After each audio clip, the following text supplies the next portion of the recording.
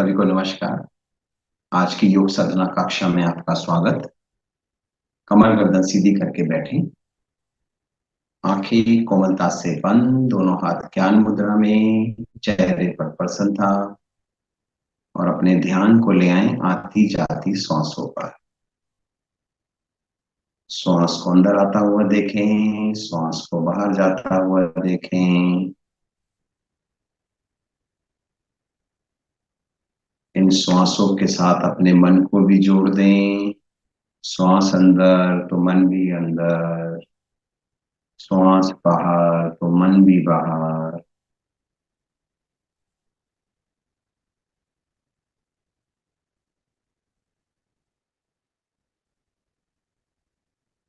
जब आप श्वास ले रहे हैं, सामान्य से थोड़ा गहरा श्वास लें। पहले पेट फूलेगा, फिर छाती फूलेगी, कंधे हल्के से ऊपर। कुछ क्षण के लिए श्वास को रोक लें। जब श्वास बाहर निकालें तो पहले कंधे नीचे, छाती अंदर, पेट अधिक से अधिक अंदर। कुछ क्षण के लिए श्वास को पुनः रोक लें। आवृत्तियों को दोहराएं।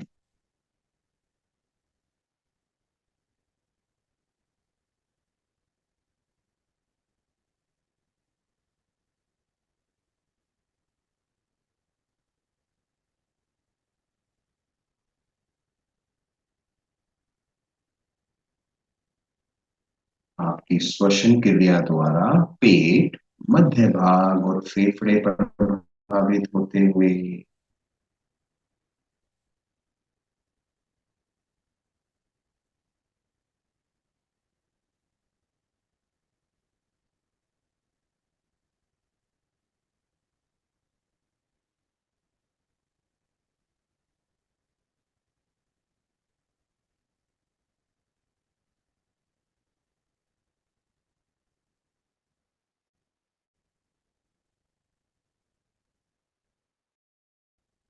शांत।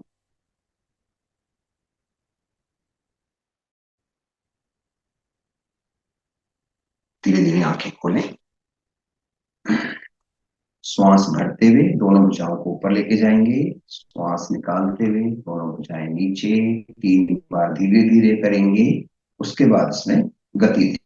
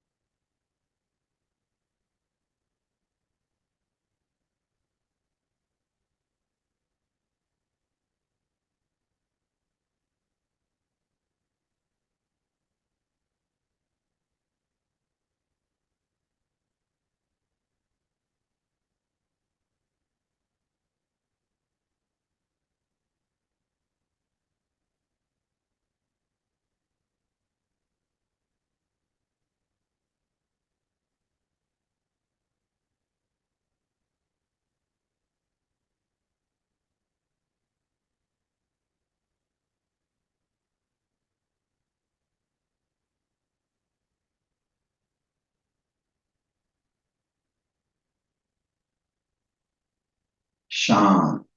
करीब 200 स्ट्रोक्स हमने लगाए हैं।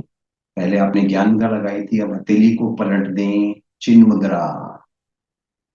ज्ञान मुद्रा लगी हुई, सिर्फ हथेली को आपने पलटना है। आंखें बंद, चेहरे पर प्रसन्नता।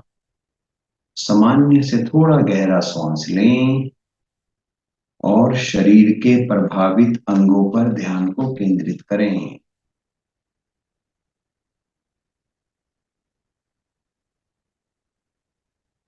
आप महसूस करेंगे कि हमारा श्वास नाभि के आसपास तक बड़ी आसानी से जा रहा है।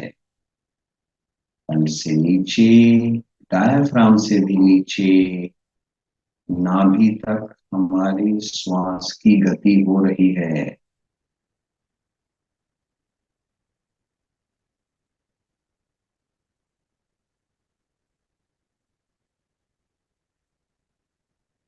इस समय हमारी large intestine, small intestine, pancreas सभी प्रभाव में हैं।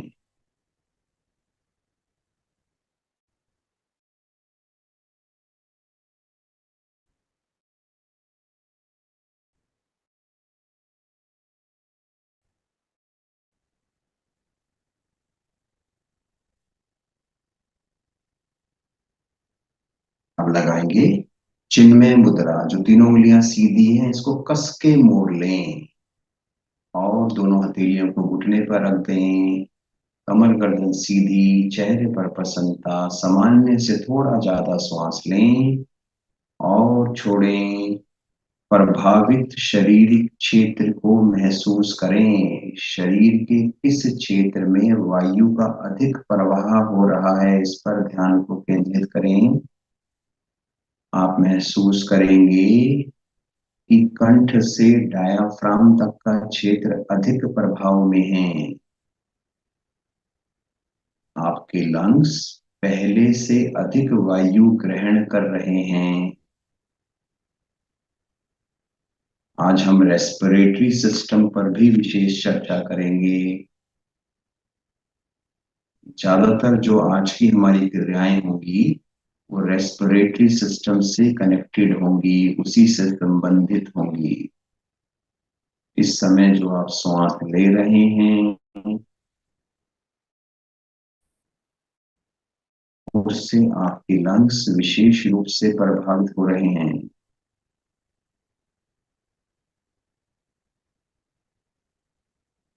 कंठ से ऊपर या तो श्वास जा ही नहीं रहा या बहुत कम मात्रा में जा रहा है। आज की शुरुआत आपने ज्ञान मुद्रा से करी, फिर चिन्ह मुद्रा लगाई, फिर चिन्मय मुद्रा लगाई। अब आप लगाएंगे आदि मुद्रा। अंगूठा मुट्ठी के अंदर, मुट्ठी को कस के बंद कर लें, दोनों मुट्ठियों को घुटनों पर रखें, चेहरे की प्रसन्नता को बढ़ाएं, सामान्य से थोड़ा ज्यादा श्वास लें और छोड़ें। शरीर के प्रभावित क्षेत्र पर ध्यान को केंद्रित करें। आप महसूस करेंगे कि कंठ से कपाल तक का क्षेत्र अधिक प्रभाव में है। कंठ से नीचे या तो श्वास जा, आपके उदान प्राण विशेष रूप से प्रभाव में हैं। जी हाँ, कंठ से ऊपर कपाल तक इस पूरे क्षेत्र में इस समय आपका उदान प्राण सक्रिय है। आपका जो ईएनटी क्षेत्र है, ईयर नोज थ्रोट, विशेष रूप से हील हो रहा है।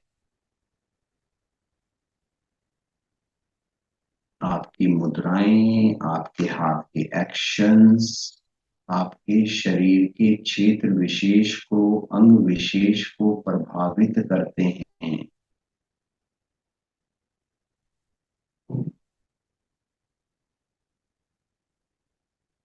कभी भी सर में दर्द हो, सर्वाइकल हो, तो आप इस मुद्रा में गहरा श्वास लें और छोड़ें। कुछ ही देर में आपको रिलीफ महसूस होगा।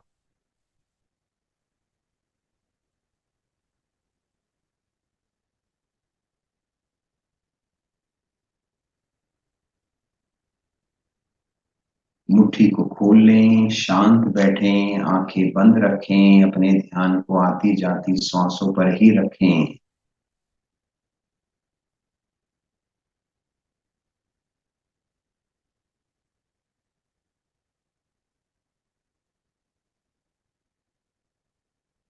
दोनों भुजाएं सामने की ओर लाएं, अंगूठा मुट्ठी के अंदर, मुट्ठी कस के बंद कर लें, दोनों मुट्ठियों को मिला लें। कलाइयों के सहारे मुट्ठियों को चलाएं, गोलाकार घुमाएं।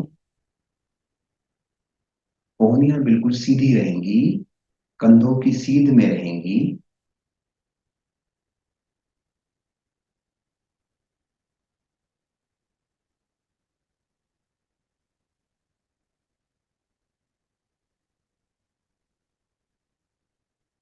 Reverse direction.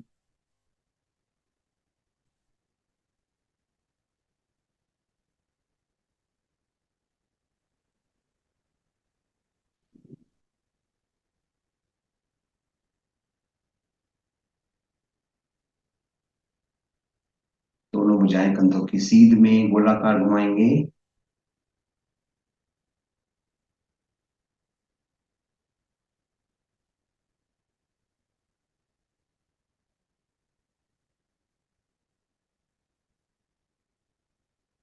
Reverse.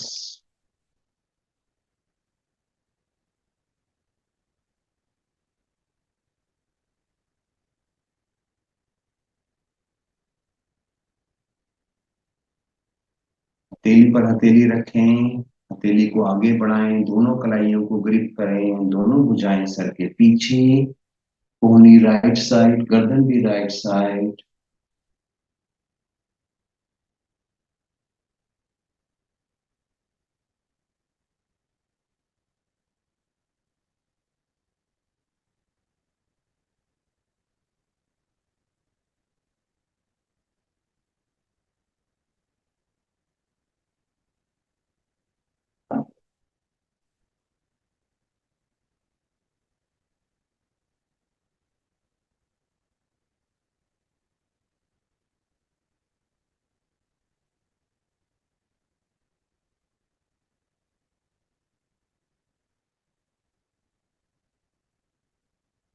Side change, गर्दन भी लेफ्ट साइड।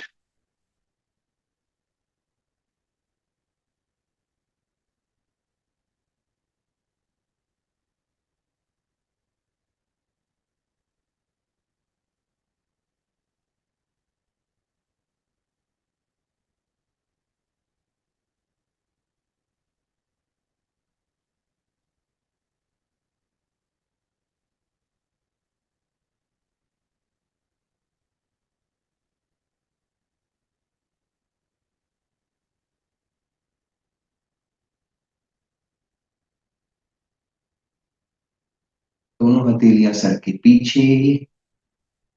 सर के पीछे के भाग को दोनों हथेलियों से प्रेस करेंगे, सर के पीछे के भाग से दोनों हथेलियों को पीछे की ओर, हथेलियों से सर के पीछे के भाग को आगे की ओर। सर्वाइकल रीजन प्रभाव में सर्वाइकल की सातों गोटियां C1 से लेकर C7 तक प्रभाव में।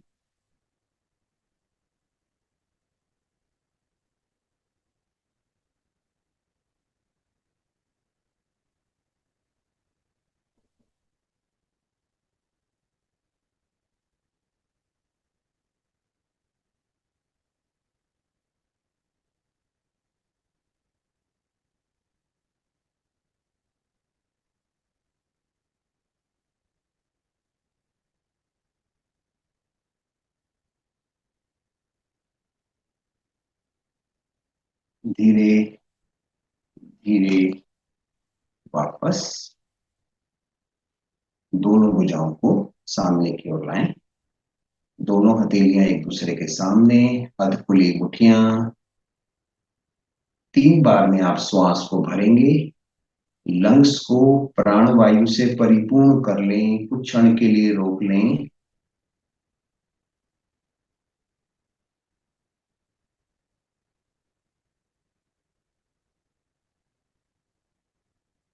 3 बार में ही श्वास को बाहर निकालेंगे।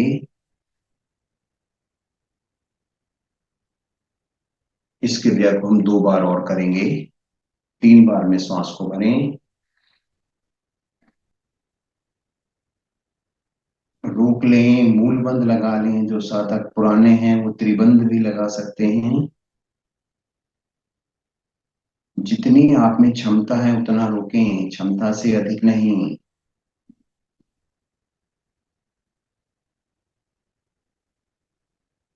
एक बार और।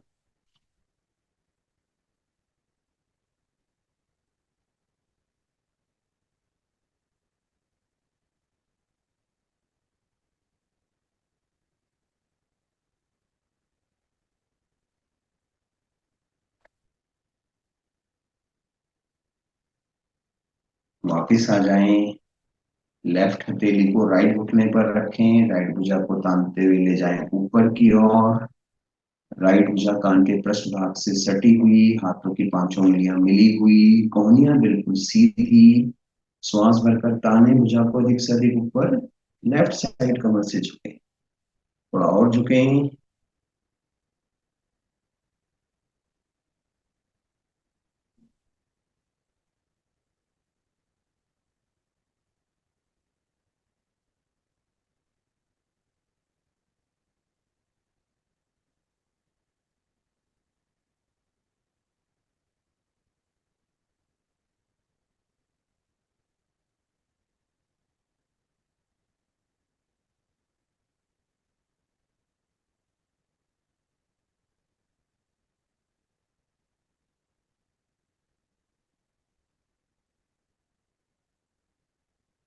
राइट भुजा को तानते हुए धीरे धीरे वापस लाएं। Side change. राइट हथेली से लेफ्ट नी को ग्रिप करेंगे, लेफ्ट भुजा तानते हुए ऊपर। हाथों की पांचों उंगलियां मिली हुई, श्वास भरकर थोड़ा और ताने। राइट साइड कमर से झुकें।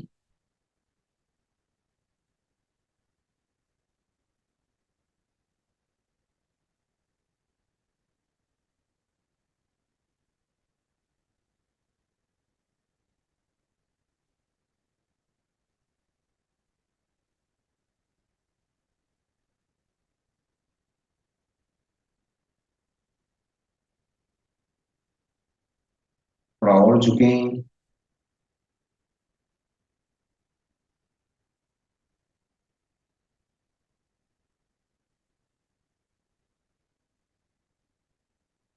लेफ्ट भुजा तानते हुए वापस। दोनों टांगों को सीधा कर लें।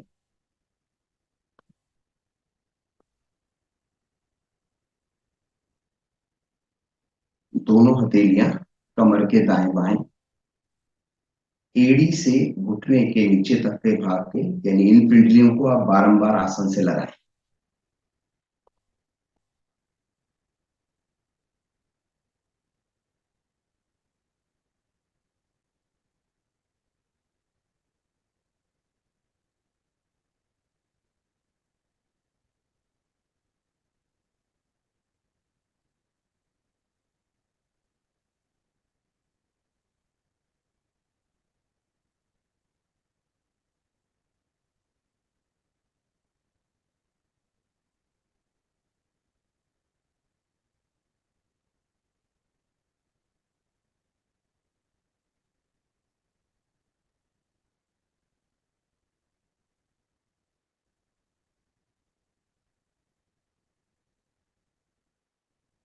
वापस राइट लेग को फोल्ड करेंगे, लेफ्ट लेग के नीचे से निकालेंगे और एड़ी पर बैठेंगे।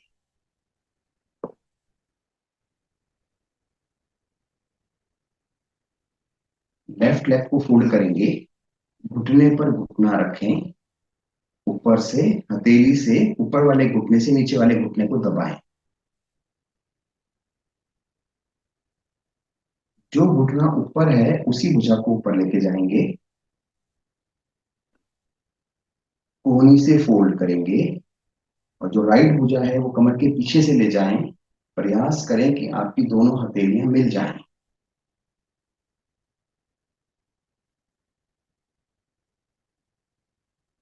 कमर भी सीधी, गर्दन भी सीधी, भुजा कान के साथ सटी हुई। यह आसन विशेष रूप से आपके लंग्स के लिए है। इस समय जो हमारा लेफ्ट लंग है, जहाँ की इस लंग्स के बीचों बीच हमारा हृदय भी है, वो विशेष रूप से प्रभावित हो रहा है।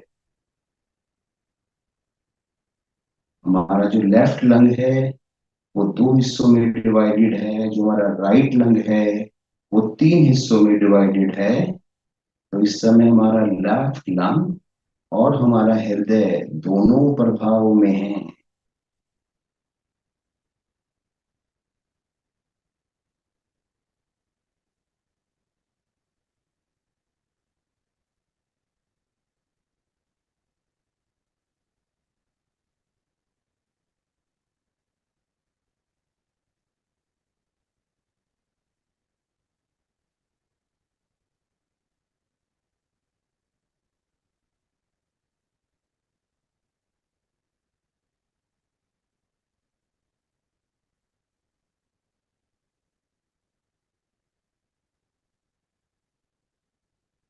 धीरे धीरे वापस साइड चेंज करेंगे, दोनों टांग सीधी करें। पहले आपने राइट लेग को फोल्ड किया था, अब आप लेफ्ट लेग को फोल्ड करेंगे। लेफ्ट लेग की एड़ी पर बैठेंगे, राइट लेग को फोल्ड करें। राइट घुटने से लेफ्ट घुटने को दबाएं।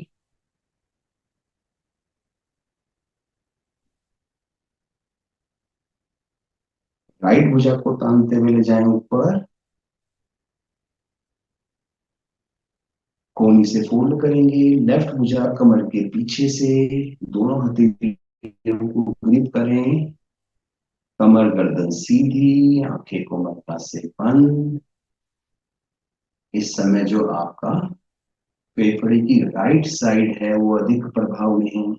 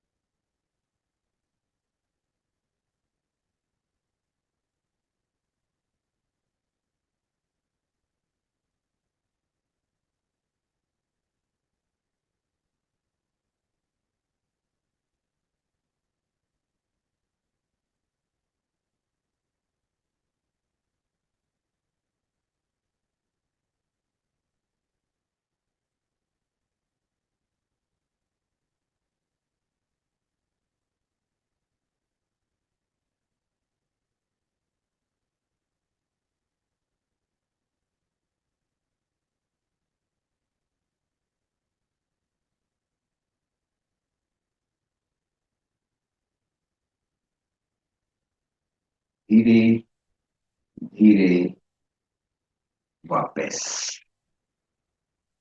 दोनों टांगों को सीधा कर लें। दोनों हथेलियां राइट साइड आ जाएं वज्रासन में।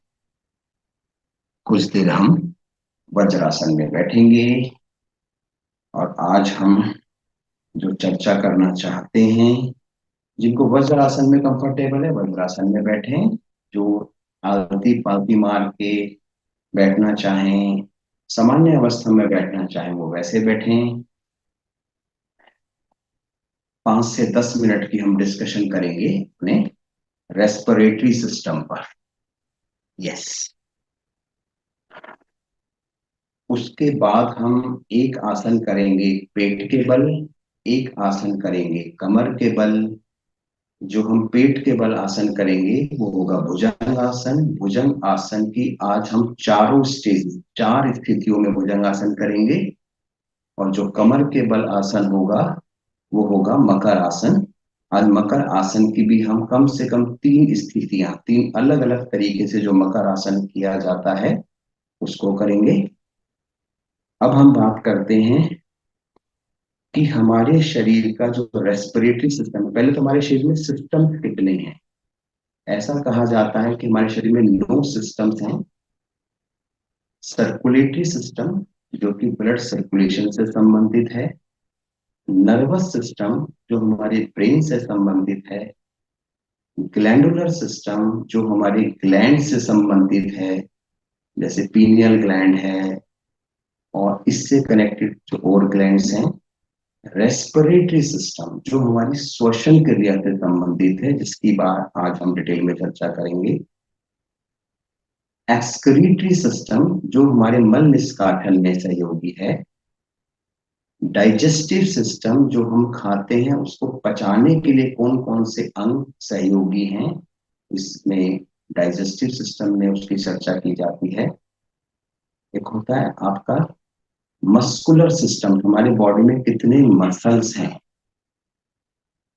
एक होता है रेस्पिरेटरी सिस्टम और एक होता है स्केलेटन सिस्टम। रेस्पिरेटरी सिस्टम की बात हम डिटेल में करेंगे। एक होता है स्केलेटन सिस्टम, जो हमारा हड्डियों का जो ढांचा है, ये किस प्रकार से है। कहते हैं हमारे शरीर में जब जन्म होता है तो 300 से ज्यादा हड्डियां होती हैं, लेकिन जब हम बड़े हो जाते हैं, मैच्योर हो जाते हैं, तो 206 हड्डियां हैं हमारे शरीर में रह जाती हैं, बाकी हड्डियां आपस में जुड़ जाती हैं।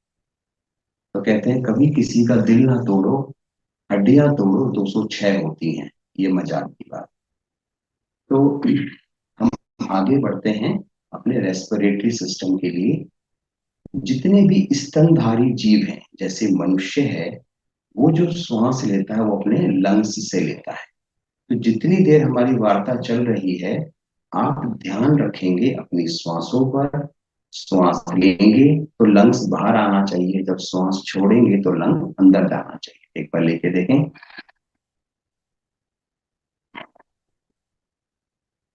जब श्वास लें, अगर पेट भी बाहर आए कोई दिक्कत नहीं है, आना चाहिए। जब श्वास छोड़ें तो पेट अंदर जाना चाहिए, उल्टा ना हो। ऐसा ना हो कि आप श्वास ले रहे हैं और पेट अंदर जा रहा है, ऐसा बिल्कुल ना हो।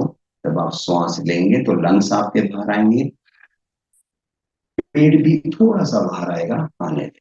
जब श्वास छोड़ेंगे तो लंग्स अंदर जाएंगे, पेट भी अंदर जाएगा, साधारण बात। तो जितने भी स्तनधारी जीव हैं वो लंग्स से श्वास लेते हैं। जितने भी ये कीट पतंगे हैं, जो ये उड़ने वाले जो कीट पतंगे होते हैं, ये अपनी श्वास नली, इसको हम कहते हैं ट्रैकिया। यहाँ पे ट्रैकिया होता है, कंठ से नीचे ट्रैकिया होता है, कंठ से यहाँ तक जाता है। तो जितने भी कीट पतंगे हैं ये अपने ट्रैकिया से श्वास लेते हैं। जितने भी जल में रहने वाले जीव, जो जल में रहते हैं, जैसे कि मछली, वो अपने गिल से श्वास लेती है। उसका श्वास लेने का तरीका इस प्रकार से होता है, गिल्स होते हैं, वो गिल से श्वास लेती हैं। एक स्पेशल कैटेगरी मैं आपको बताऊंगा आज, वो है मेंढक की। मेंढक जब पानी में होता है तो गिल से श्वास लेता है, इस प्रकार से। जब वो जमीन के ऊपर होता है तो वो लंग से श्वास लेता है, और जब जमीन के नीचे, यानी कि मिट्टी को खोदकर उसके नीचे चला जाता है, तब वो अपनी स्किन से श्वास लेता है। ये मेंढक की खासियत है कि वो 3 बॉडी के अंगों से श्वास लेता है। अब हम आते हैं अपने श्वसन सिस्टम की ओर। जो रेस्पिरेटरी सिस्टम है उसके कौन कौन से अंग हैं, आज हम उसकी चर्चा करेंगे। तो ये जो हमारा नासिका द्वार है, जहां से हम श्वास लेते हैं, ये नासिका द्वार से श्वास लेते हैं हम। तो ये हमारा जो नासिका द्वार है, जो भी वायु हम ग्रहण करते हैं सबसे पहले इस नासिका द्वार में जाती है। इस नासिका द्वार में जो छोटे छोटे बाल हैं, वो उन धूल और धूल के कणों को रोकते हैं। तो ये हो गया हमारा नासिका द्वार। और ये होता है हमारा नासिका कपाट, इसको हम कहते हैं नासिका कपाट। जो धूल के कण हमारे इस बालों से नहीं रुकते हैं, वो नासिका कपाट, यानी एक तरह का दरवाजा है जहाँ पे चिपचिपा पदार्थ होता है। वो हमारी जो वायु के साथ जो भी इम्प्योरिटीज आ रही हैं, वो या तो यहाँ रुक जाएंगी या वो यहाँ रुक जाएंगी। ये नासिका कपाट होता है, ये नासिका द्वार है, ये नासिका कपाट है। उसके अंदर जब हम जाते हैं तो उसको कहते हैं हम फैरेक्स। क्या कहते हैं? फैरेक्स। इसको हम कहते हैं मुंह जब हम बोलते हैं, हलक, उसको हलक बोलते हैं, उसको कहते हैं फैरेक्स। और इसके नीचे होता है लैरेक्स। ये जो होता है इसको हम जो कहते हैं आवाज जो हमारी निकलती है, ये होती है लैरेक्स। अगर हम इसको दबा देंगे तो हमारी आवाज आनी बंद हो जाएगी। अंदर होता है हलक, इसको हम कहते हैं फैरेक्स, ये होता है लैरेक्स। इसके नीचे ये जो नली होती है इसको हम कहते हैं ट्रैकिया, जिसको हम श्वास नली भी बोलते हैं। और इस ट्रैकिया के बाद 2 नलियां इधर उधर जाती हैं, जिसको हम ये ब्रोंकाई बोलते हैं, इसको हम बोलते हैं ब्रोंकाई। और इन नलियों से मल्टीपल नलियां निकलती हैं, जिसको हम बोलते हैं ब्रोंकाइलिस। ये होता है ट्रैकिया, ये होती है ब्रोंकाई, और इसके आगे जो जाती है उसको कहते हैं हम ब्रोंकाइलिस। और उसके नीचे जो होता है इस प्रकार अंगूर के गुच्छों की तरह, उसको कहते हैं हम एल्वियोली। और उस एल्वियोली के अंदर होता है ब्लड, और ब्लड के अंदर होते हैं सेल्स। ये पूरा हमारा रेस्पिरेटरी सिस्टम है। दोबारा से बात करते हैं। ये है नासिका द्वार जहां से हम श्वास लेते हैं। ये होता है नासिका का पार्ट। इसके अंदर होता है हलक जिसको हम बोलते हैं फेरेक्स। उसके नीचे होता है ये हमारा स्वर तंत्र जिसको हम बोलते हैं लैरिक्स। ये होता है ट्रैकिया। ये होता है ब्रोंकाई। ये होता है ब्रोंकाइलिस, यानी कि उसकी फर्दर ब्रांचेस। उसके नीचे होता है एल्वोली, एल्वियोली जो अंगूर के गुच्छों की तरह होता है। उसके अंदर होता है ब्लड, और उसके अंदर होते हैं सेल्स। अब होता क्या है, जब हम श्वास लेते हैं तो इस मार्ग से हमारा जो वायु है वो अंदर जाती है। उस वायु के अंदर जो एक विशेष चीज है वो है ऑक्सीजन। 78% जो हम वायु ग्रहण करते हैं उसमें नाइट्रोजन होती है, 21% उसके अंदर ऑक्सीजन होती है, और 0.03% उसके अंदर कार्बन डाइऑक्साइड होती है। ये तो जब हम श्वास को ग्रहण करते हैं, तो श्वास को ग्रहण करने को हम कहते हैं निश्वास। श्वास को ग्रहण करने को हम कहते हैं निश्वास, और श्वास को बाहर निकाल को हम कहते हैं निश्वास। शब्द वही है, सिर्फ जोर है। श्वास लेना निश्वास, श्वास को छोड़ना निशन, और श्वास को छोड़ना एक्सपायरेशन। इंग्लिश में हम कहते हैं श्वास को लेना इनहेलेशन और एक्सहेलेशन। मतलब अलग अलग नामों से इस चीज को पुकारा जाता है। तो हम जहां थे वो थे कि जब हम वायु को ग्रहण करते हैं तो 78% इसके अंदर नाइट्रोजन होती है, और 21% ऑक्सीजन होती है, और 0.03% कार्बन डाइऑक्साइड होती है। लेकिन जब हम इसको छोड़ते हैं तो 78% जो हमने नाइट्रोजन ली उसी को हमने वापस छोड़ दिया, और जो ऑक्सीजन है वो हम 4% कम छोड़ते हैं। यानी कि हम सिर्फ 17% ऑक्सीजन छोड़ते हैं, और 4% कार्बन डाइऑक्साइड छोड़ते हैं। यानी कि आपके लेने में और छोड़ने में जो टोटल वेरिएशन है वो 4% का है। कार्बन डाइऑक्साइड जो आप छोड़ते हैं वो पौधे ग्रहण करते हैं, वो वापस हमें ऑक्सीजन देते हैं, वो वापस हम ग्रहण करते हैं। तो अभी आपको मैंने बताया ये नासिका द्वार, ये नासिका कपाट, फिर फारेक्स, फिर लैरेक्स, फिर ट्रैकिया, फिर ब्रोंकी, फिर ब्रोंकाइलिस, फिर एल्वियोली, फिर ब्लड, फिर सेल्स। ये पूरा आपका रेस्पिरेटरी सिस्टम है। अब जब भी आपको बोला जाता है तो ये बोला जाता है कमर आप अपनी सीधी रखें। तो ये क्यों बोला जाता है? इसलिए कि हमारी जो वर्टिब्रास हैं उसमें कोई नुकसान ना हो जाए, या इसलिए कि जो हमारा डायफ्राम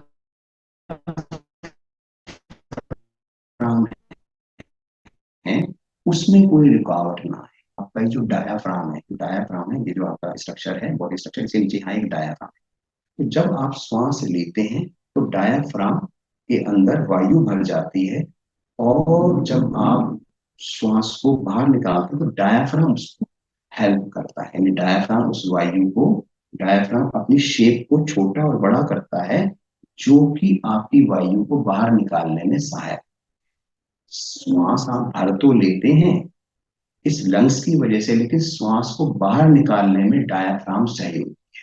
यदि आपने अपनी बॉडी का पोस्चर बिगाड़ दिया तो आप श्वास को बाहर निकाल नहीं पाएंगे।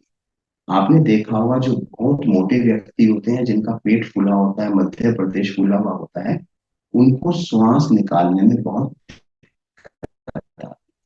यह एक एग्जाम्पल है एक गर्भवती महिला का, जिनका की पेट ज्यादा फूला हुआ है तो उनके डायाफ्राम को सुगड़ने की और छोड़ने की जगह नहीं मिलेगी, तो उनको श्वास निकालने में दिक्कत होगी। लेकिन नेचर ने उनकी जो साइड की जो हड्डियां हैं उनको इस प्रकार फ्लेक्सिबल बना देती है कि वो उनकी सहायता से अपने श्वास को बाहर निकाल। तो ये नेचर बहुत ही पावरफुल है, बहुत ही ताकतवर है। अब सिर्फ एक चीज की हम और बात करेंगे जिसको हम कहते हैं एपिग्लॉटिस।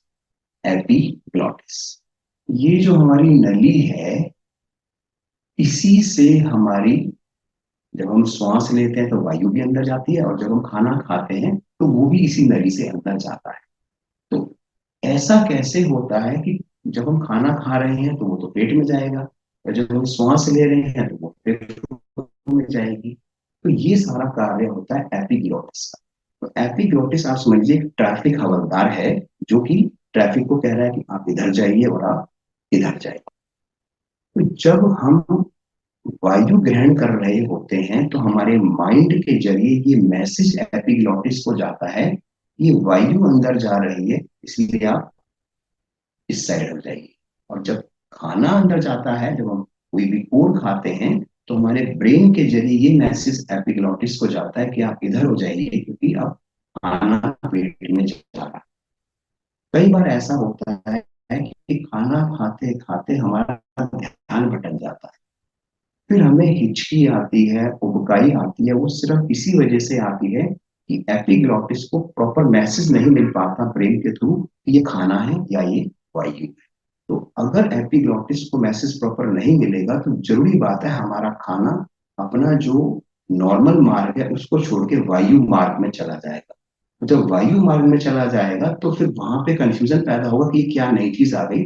इसलिए हमें उबकाई या उल्टी इस प्रकार से आ जाती है, या हिचकी हमें आ जाती है, जो एक मैसेज देती है कि कोई चीज गलत चली गई है। तो जब भी आपको हिचकी आए, उबकाई आए, इसका मतलब आपका जो ध्यान है वो उस कार्य पे नहीं है जो आप कर रहे हैं, आपका ध्यान कहीं और है। हम कह देते हैं कि कोई हमें याद कर रहा है जब हिचकी आती है, लेकिन आपका उस समय ध्यान अटका हुआ होता है।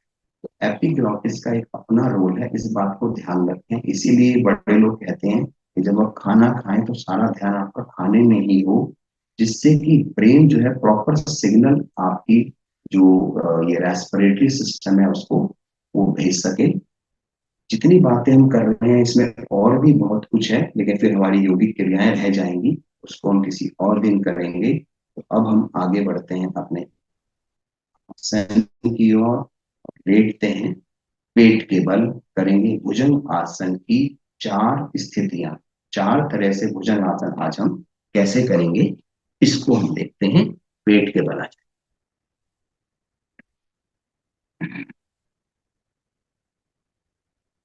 पहली स्थिति में हाथों की पांचों उंगलियां मिला लें और हथेली को सर के दाएं बाएं रखें। एड़ी पंजे मिला लें, एजी एड़ी पंजे लिटा लें। श्वास भरते हुए अपने धड़ को ऊपर उठाएं, दोनों कोहनियां बिल्कुल सीधी, गर्दन अधिक से अधिक पीछे, आंखें बंद, और आपका ध्यान मूलाधार चक्र पर हो। मूलाधार चक्र की ध्वनि है लम, मन ही मन लम का उच्चारण करें। चार पंखुड़ियों वाले कमल को देखें, उसके बीचों बीच से निकलती हुई लाल रंग की ऊर्जा को भी देखें।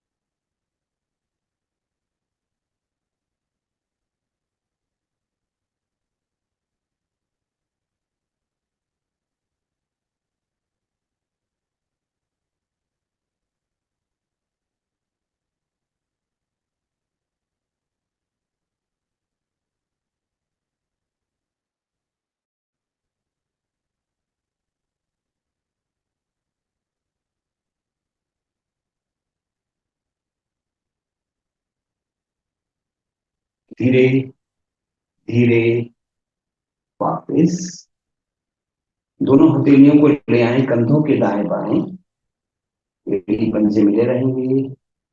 हथेलियों पर भार देते हुए दोनों कोहनियों को सीधा करें, गर्दन पीछे की ओर।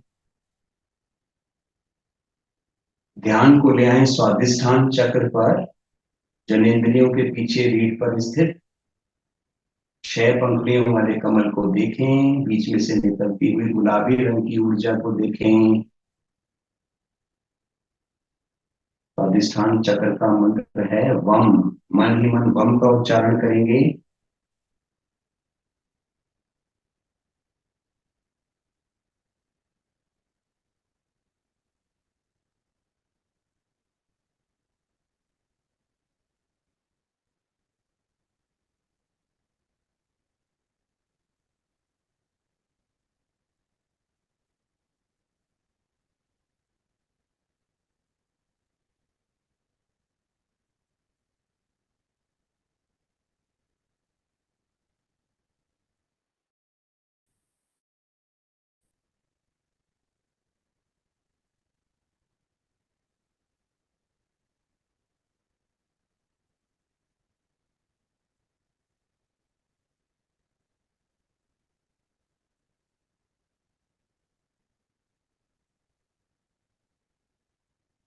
धीरे धीरे वापस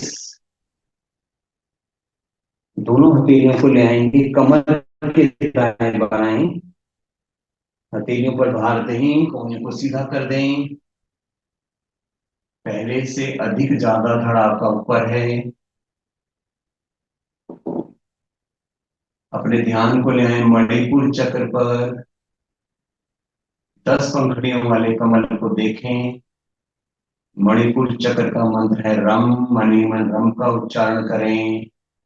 चक्र के बीचों बीच निकलती हुई येलो कलर की ऊर्जा को देखें।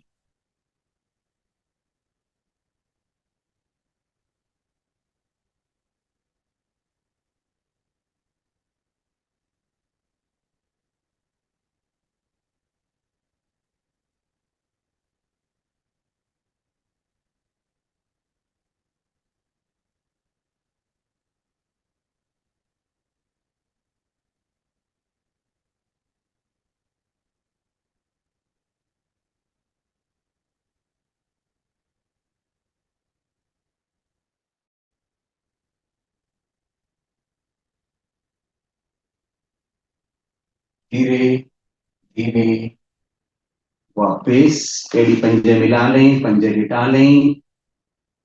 3 स्थितियां हमने कर ली हैं, चौथी स्थिति करेंगे। दोनों कोहनियां शरीर के साथ लगा लें। हथेलियां आसन से लगी हुई। अपने धड़ को ऊपर उठाएं, हथेलियां भी ऊपर उठा लें।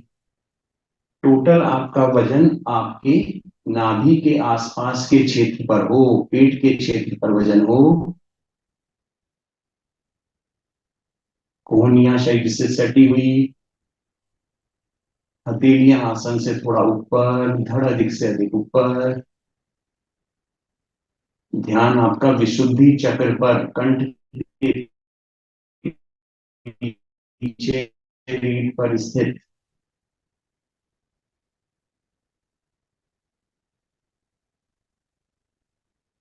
विशुद्धि चक्र की ध्वनि है हम।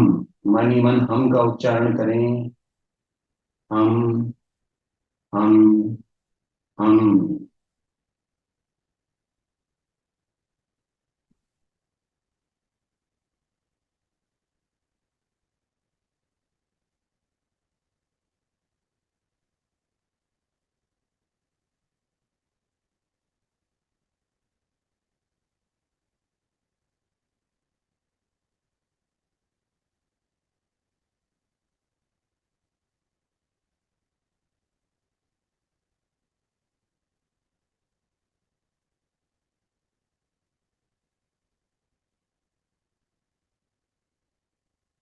धीरे धीरे वापस आ जाए कमर के बल।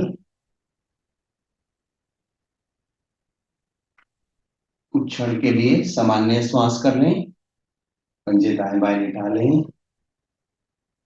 अभी हमने भुजंग आसन की चारों स्थितियां करी। अब हम मकर आसन, जिसको हम मरकट आसन भी कहते हैं, उसकी 3 स्थितियां करेंगे। 3 तरीके से उस आसन को करेंगे। पहले श्वास को सामान्य कर लें।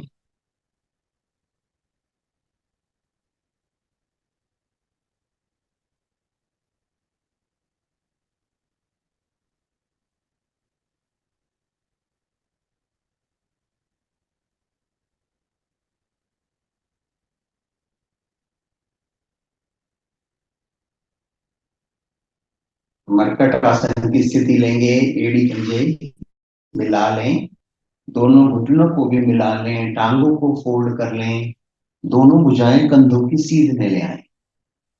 भुजाओं को तान दें, हथेली का रुख आसमान की ओर, हाथों की पांचों उंगलियां मिली हुई, दोनों घुटने लेफ्ट साइड, गर्दन राइट साइड। राइट ईयर आसन से लगा लें। जो घुटना आपका ऊपर है उससे नीचे वाले घुटने को दबाएं, एड़ी से एड़ी को दबाएं, टखने से टखने को दबाएं। भुजाओं को अधिक से अधिक तान के रखें। राइट ईयर आसन से लगा हुआ, आंखें बंद, चेहरे पर प्रसन्नता।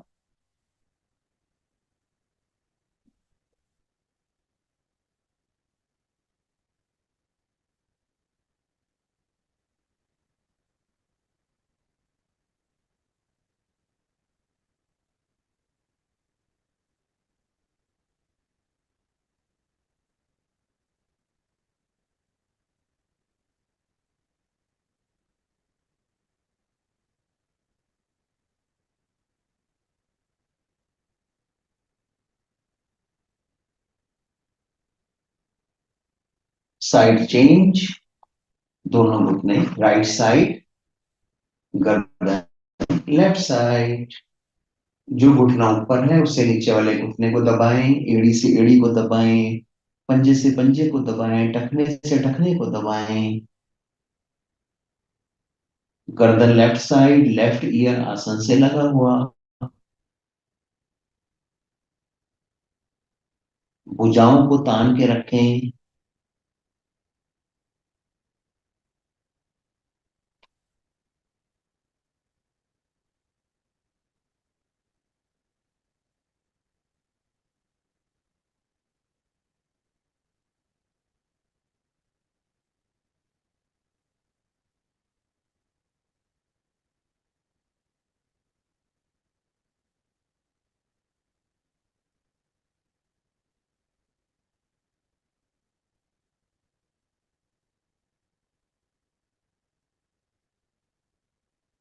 धीरे धीरे वापस दोनों टांगों में कंधों जितना फासला कर लें। टांगे फोल्ड हुई हुई, भुजाओं को इसी प्रकार तान के रखें। दोनों घुटने राइट साइड, गर्दन लेफ्ट साइड। राइट लेग की एड़ी को लेफ्ट लेग के घुटने पर रखें और दबाएं नीचे की ओर, जिससे कि दोनों घुटने आसन से लगे। लेफ्ट ईयर आसन से लगे।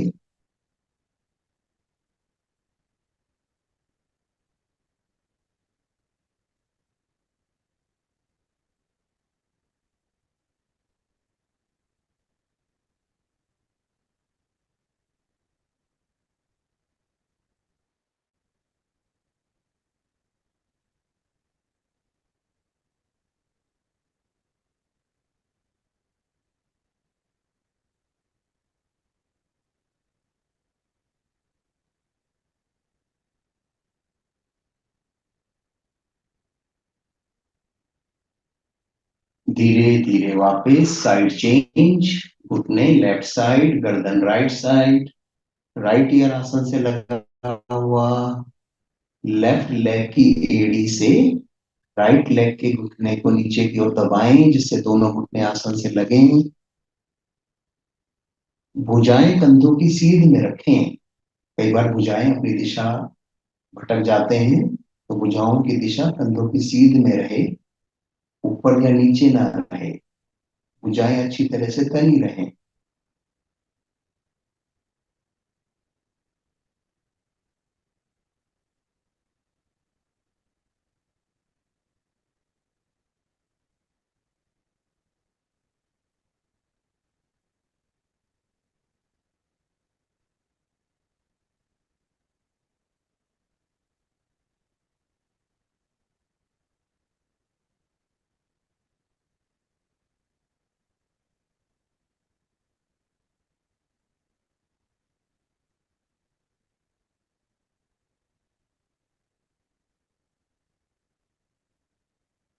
धीरे धीरे वापस मरकट आसन की दो स्थितियां आपने करी। अब हम तीसरे तरीके से करेंगे। एड़ी पंजे मिला लें, दोनों भुजाएं कंधे के दाएं बाएं, राइट लेग को ऊपर उठाएं, अधिक से अधिक 90 डिग्री पे ले जाएं, और राइट लेग का जो पंजा है उसको अपने लेफ्ट हैंड के नजदीक ले आए, गर्दन राइट साइड।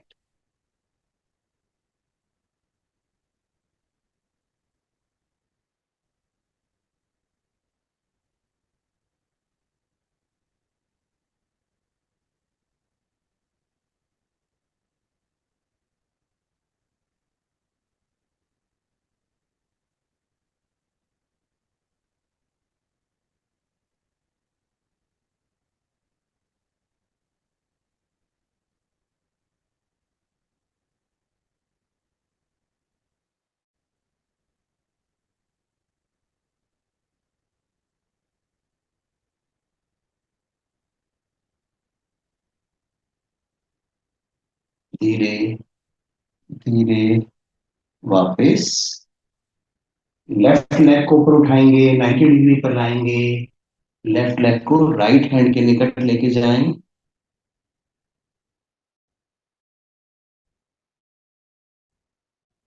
गर्दन लेफ्ट साइड, लेफ्ट ईयर आसन से लगे।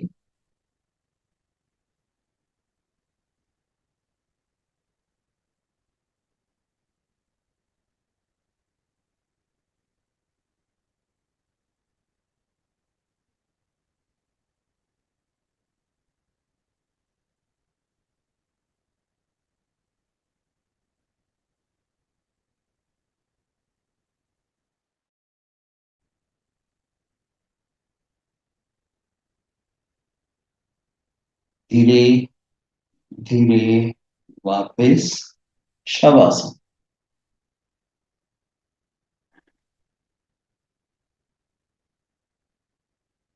शरीर को बिल्कुल ढीला छोड़ दें।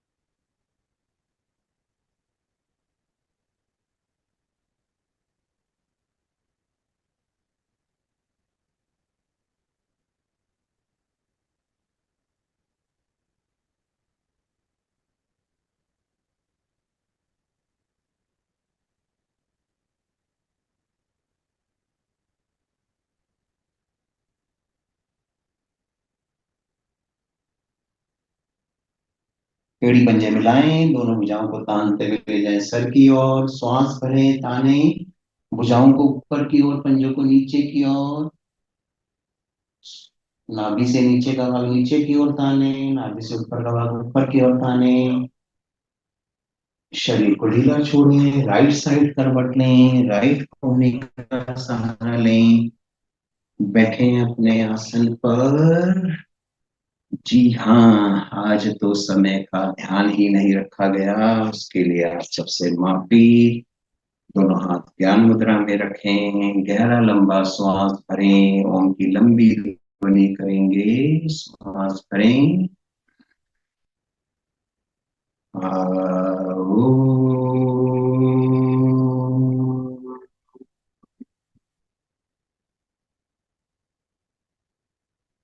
एक बार और। आ, ओ,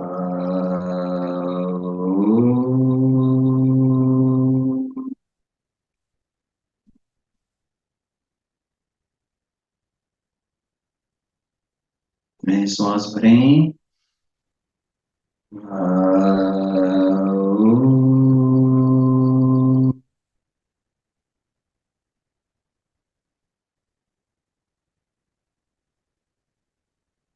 सभी हाथ जोड़ लेंगे। गायत्री मंत्र। ओम भूर्भुवः स्वः तत्सवितुर्वरेण्यं भर्गो देवस्य धीमहि धियो यो न प्रचोदयात्। हे प्राण, पवित्रता और आनंद के देने वाले प्रभु, आप सर्वज्ञ और सकल जगत के उत्पादक हैं।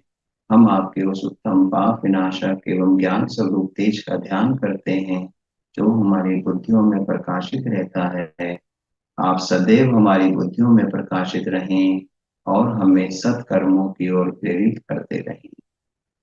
दोनों हथेलियों का परस्पर घर्षण करेंगे, थोड़ा तेज और तेज और तेज, और इस घर्षण से अर्जित आध्यात्मिक दिव्य ऊर्जा को अपने मुखमंडल और शरीर पर लगाएं। आप सभी का दिन शुभ हो। इसी कामना के साथ, इसी भावना के साथ आप सभी का हमारे साथ जुड़ने के लिए बहुत बहुत धन्यवाद। Thank you.